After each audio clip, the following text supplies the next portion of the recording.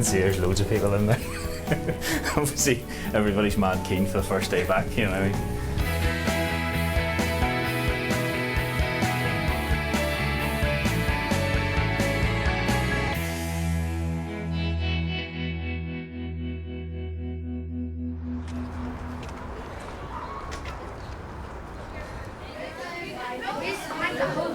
I taught for 3 years in a country comprehensive school, and I've been here, this is my 5th year. I want to try and get better at this because I think that each class is so different. Even teaching a similar lesson to a different group of pupils, as we all know, can be a completely different experience because the misconceptions that some of them hold will be completely different from the misconceptions that others will hold.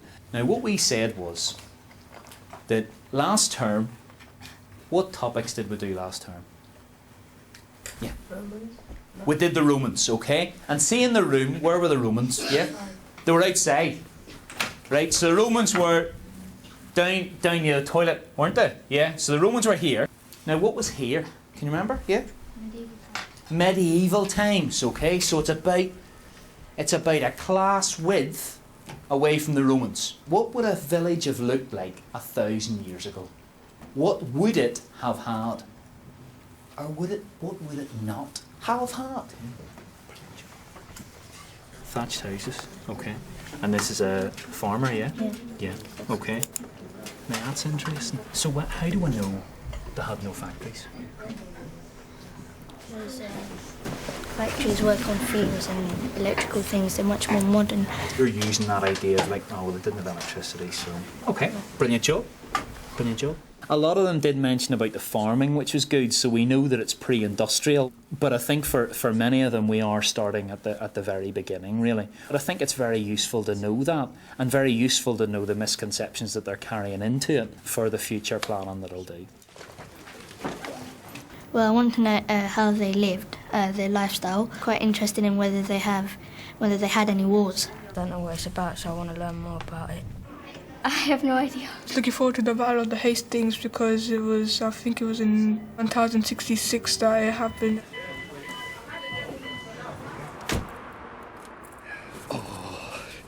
Right, Saturday morning, Alison sort of sent me out to get some stuff for dinner tonight, and so just going to head round the corner to a little market. All right, how are you? Can I have one of these, please? How much is that, sir? Brilliant. I mean, the class themselves, it's a real wide ability range, and in a way that makes it really exciting because I think, it makes it a challenge, but it's a good thing because I think, one of the big things that, you always worry about is these peoples who are like chronologically lost, I think, and, this idea of like when they're 30 or when they're 40 or when they're 60, what will they remember about history, and that idea about, about change and continuity and stuff. Good morning, I'm Chris Calvin. I come to see Reuben Moore. I'm really looking forward to talking to Chris about how we can kind of build in this idea of comparing across and between periods. Hey Chris, how are you? Hi Reuben. Good to see you. Nice to see you. Nice to meet you. Thanks very, very much for coming in. One of the sort of big things that we'd like to look at is, I think sometimes, any scheme of work is this idea that it's very atomised, you know what I mean, that we kind of go from one thing to the next. Yes. And so it'd be really interested if you could look at kind of maybe help us sort of map on the themes and also the kind of chronology issue, I think, as well. Let's talk about the themes then, first of all. If you actually look at the topics that you do, they really come down to, who's ruling, lives of ordinary people. Yep. There's a lot of war.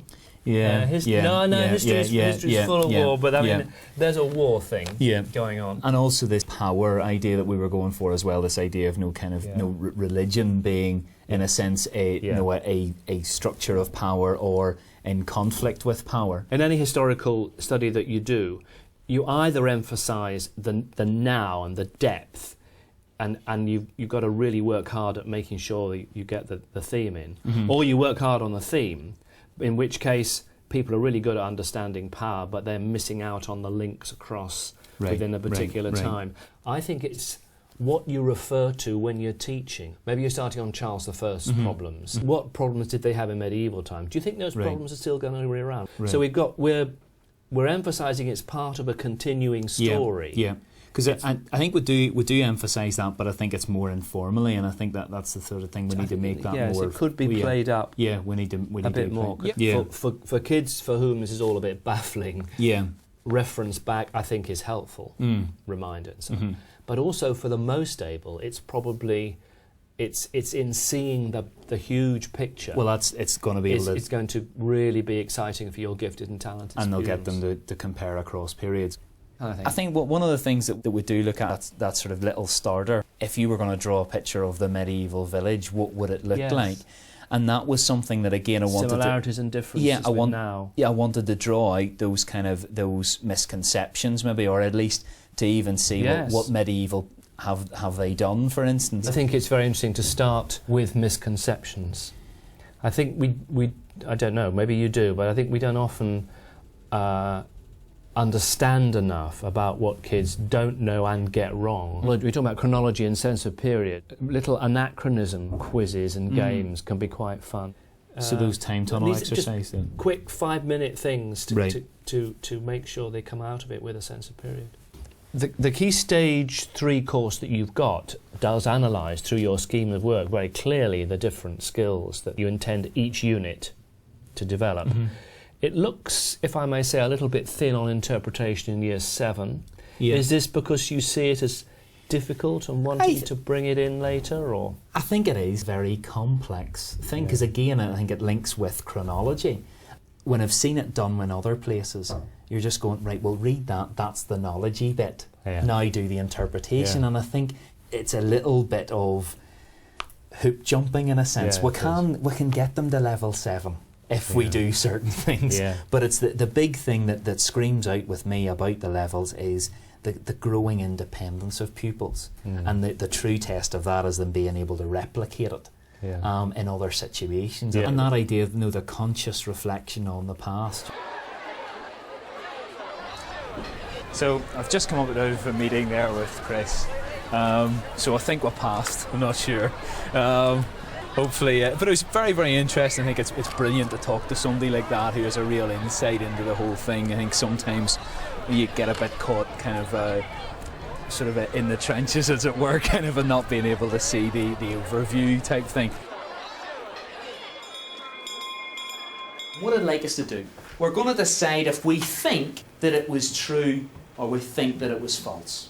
Okay? Now the first one, I'd have said, was going to be fairly straightforward. Okay, oops. Tony Blair was alive in medieval times. So let's just see, if he goes across here, Tony Blair was alive in medieval times. Do I think that's true or false? It was false. So everybody agrees that Tony Blair wasn't alive in medieval times. How do I know it's false? Nobody's ever lived up to 1,000 years. Exactly, it would mean he'd be over 1,000 years old. He'd be 1,050 or whatever, or 55, whatever. So we definitely know that he wasn't alive in medieval times, so that's false. The king decided everything that happened in the country. Do you think that's true? Or false? That's actually true. Now, does the king or queen decide everything that happens today? So how is today different from medieval times? Who decides now? The Prime Minister? Okay. Oh, hold on. So what have we done here? So the king... Ah, right. So there's a bit of a link between these two.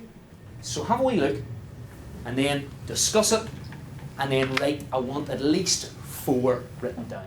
True or false exercise I was doing, I mean, ultimately they were going, well, what knowledge would they draw on to do that? And in a sense, I think maybe doing that as a whole class exercise would have been better.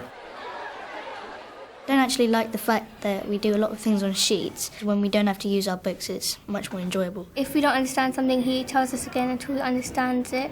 He helps us more, and in a funny way. I like mixed activities like role plays and drama.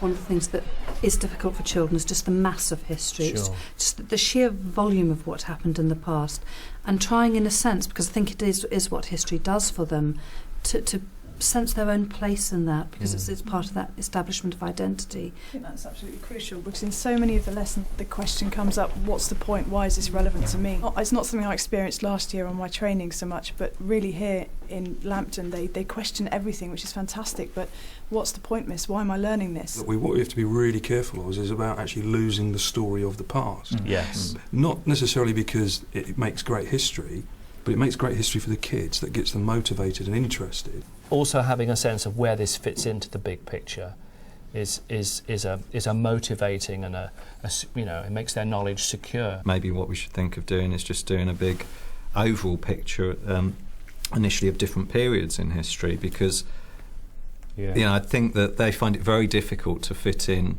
what they begin to study into where things have happened. Would you also think about taking them out of the chronological process and then moving them into a more thematic thing? So the idea of who ruled, and then looking at the change in the way that people were ruled from monarchy through to democracy. As a school's history project guy, I'm going to be saying that's the kind of thing that I think makes really interesting stories, but I'm very aware, having taught SHP course, that if you do create long themes, you've got to be aware of the crisscrossing links. I mean, we're saying being very good at the trog through time, but if you start to bust that open a bit, then you're going to have to find moments where you need to refer across. One of the key things, for instance, that will come out of it and that will affect certainly my practice and the practice of the department is this idea of referring forward and back all the time, and perhaps doing that in a more structured or just a more structured way, really. I think one of the key things with it is that we need to see the year 7 or the key stage as a theme altogether, and that pupils can know where they're going, not just within a particular inquiry, but moving much further into the next year, for instance. So I think that's one of the key things. I think the other thing that I think is interesting about it is this idea of developing certain things and picking up the big ideas, for instance, like the social, the effect of power, the effect of religion, and the issue of empire. So that's a thing. Well, this is Q. We live in a house that we would love to buy, but we can't afford it. But it's really good for sort of transport and stuff like that. And that's really this. And here we are. This is our house. Hello. Alison's doing the cooking because... See, Ruben, I quite like cooking. Ruben doesn't mind doing the washing up, so it works quite well. I do the cooking, he does the washing up.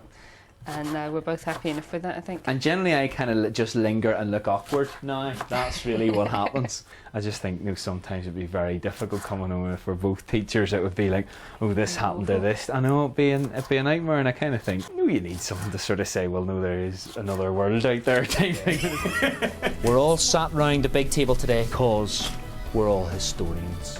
That's right. The key question that we'll have at the minute is, why is it difficult to find out what life was like in a medieval village? To kind of wild and woolly. Yeah. Because it's got 17 words. I want you to read who you are very carefully. Does it say villain? Yeah, I think they were all a bit disappointed that they weren't gangsters. Yeah. It's a really nice evening. No, it's lovely. Nice to go for a bit of a walk. I have A-level reports to write.